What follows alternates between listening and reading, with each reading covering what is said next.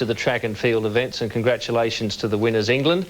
And we're pretty lucky too, because we've got two very special guests in the studio right now who I know are champing at the bit to get to the opening ceremony like the rest of us, but we are very pleased to have them here.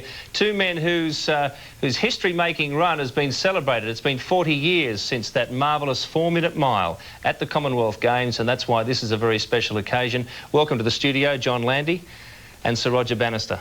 Thank you very much for your time. Pleasure. Well, obviously, I know you've been through this race so many times in the last 40 years, but what I'd like to know is just how it felt in the build-up to this big race. Perhaps, Sir Roger, I believe you were the first to crack it unofficially, so you can tell us... Yes, well... and officially, yes. But... Yes, well, John had been running these very fast miles, you know, 4.2 miles in Australia, and I was very worried that he was going to do it first, but I knew he was on the way to Finland, where he'd have a chance to do better, so we fitted the first one in May.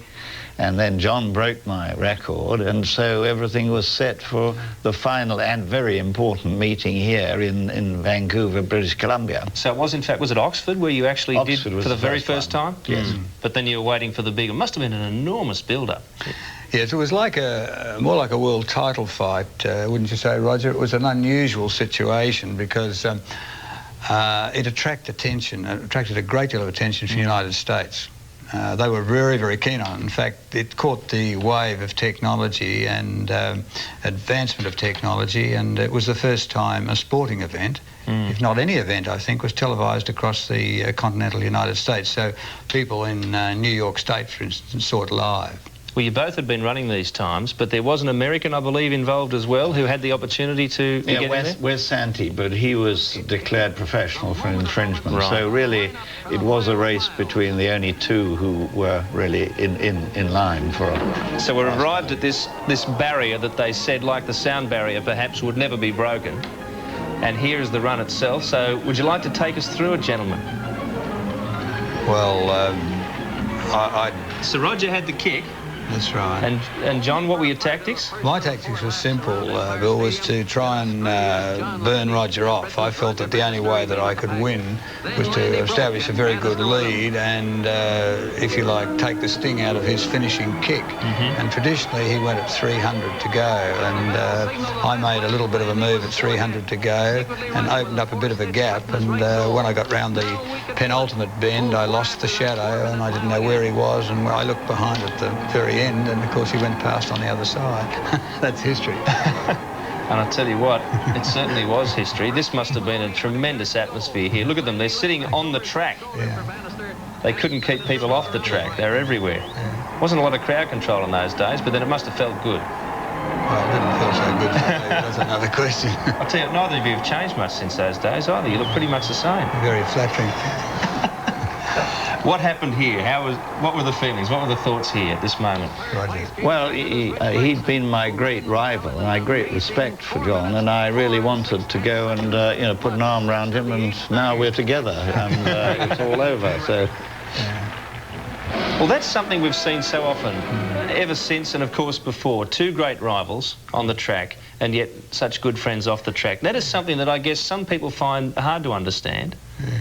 Well, first of all, to neither of it was it wasn't a profession. It was another interest. We were university students, and then Roger became a graduated, and I graduated in science, and it was really an all-consuming interest, but we were a fair bit distant, I'd say, in Vancouver, although ostensibly friendly, but over the years, well...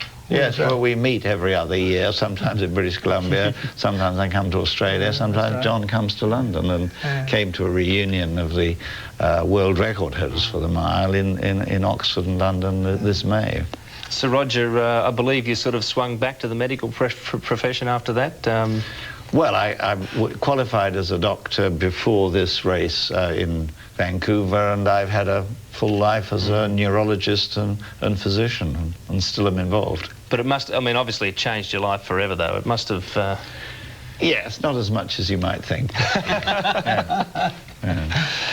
John, how has it changed your life? Well, I would like to think that I've done most things outside athletics that I would have done anyway.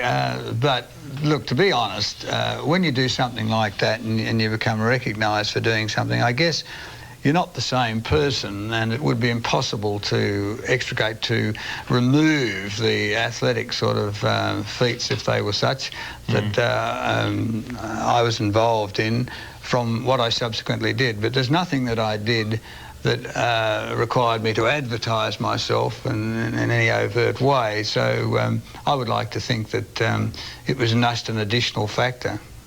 Well, I watched as you were both recently honoured academically at a University of Vancouver, is that right, on Canadian television? I just caught it as we arrived, actually. Victoria, yes. actually, yeah. And that must have been a wonderful moment. I liked your comment, John, all this fuss over a bloke who ran second. Well, frankly, I think it's just a ginormous build-up about, you know, a fairly ordinary race in one sense, except in the other sense, I have to say, it was a historic moment in sport because two people had run 4 minutes for the mile. Well, these are the sort of things that neither of you, I think, had a choice as to how important it would be. There was no way you would have a choice in that. One quick comment from you. I know you've got to get to the closing ceremony. So, Roger, your thoughts on these games? I think wonderful, and South Africa coming back made a difference, and the emergence of wonderful Nigeria and other African runners. I think it's given the Commonwealth Games a fillip, and we shall look forward to the next in Malaysia. Terrific. John? Yeah, well, the smaller countries getting medals here and there is wonderful.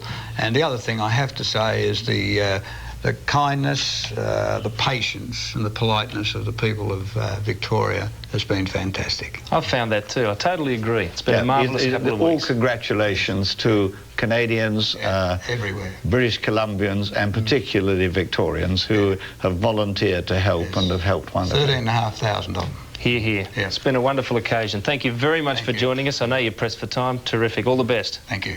Sir Roger Bannister and John Landy. We'll be back with more from this final day of the Commonwealth Games after the break.